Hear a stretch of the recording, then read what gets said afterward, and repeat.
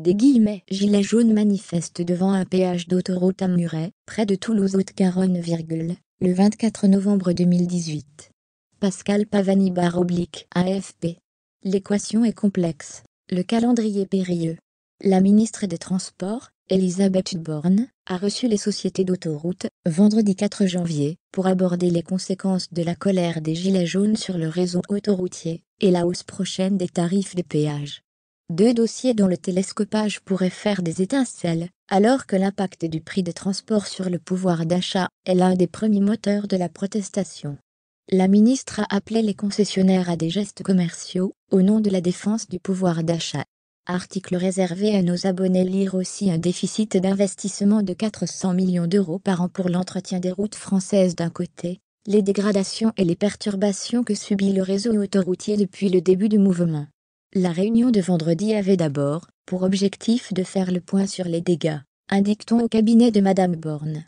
Selon les sociétés d'autoroutes, les dommages sur les barrières de péage et les pertes d'exploitation lors des opérations de péage gratuits se chiffrent en dizaines de millions d'euros. De l'autre, la révision des prix des péages au 1er février 2019.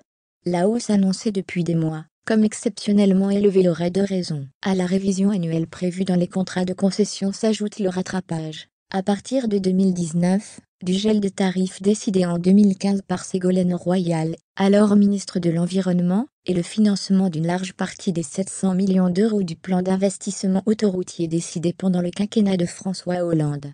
Résultat, une hausse moyenne des prix au péage estimée à 1,8% ou 1,9% en 2019, contre 1,55% en 2018. Prendre le temps de la discussion, la question des tarifs devait être évoquée vendredi, mais sans rien de conclusif. Ce n'est pas l'urgence du moment, nous avons décidé de prendre le temps de la discussion, indique-t-on au ministère des Transports. Le temps est pourtant compté, ces hausses sont inscrites dans des avenants aux contrats de concession. Des contrats précis, clairs, contraignants et bien ficelés, rappelle-t-on chez Elisabeth Borne. Difficile pour l'État d'y échapper. Comment éviter d'attiser la colère des Gilets jaunes, déjà convaincus que les sociétés d'autoroutes, qui totalisent 10 milliards d'euros de chiffre d'affaires, s'enrichissent à leurs dépens? Quel effort demander aux dirigeants de Vinci, APRR, Eiffage ou Sanef Abertis, qui mettent en avant leurs pertes causées par les manifestants? Au ministère des Transports, on écarte tout nouveau gel des tarifs, qui entraînerait des hausses ultérieures. Une mesure jugée contre-productive pour le pouvoir d'achat des usagers. De son côté, le ministre des Comptes publics, Gérald Darmanin, avait estimé le 20 décembre qu'il ne serait pas très raisonnable d'augmenter le prix des péages dans ce contexte social agité, appelant les sociétés à ne pas donner de contre-signal aux Français. Lire aussi, nous allons en finir avec l'addiction aux grands projets, assure Elisabeth Borne. Le gouvernement a invité les sociétés à entendre cette préoccupation pour le pouvoir d'achat et à faire des propositions, indique-t-on au ministère des Transports.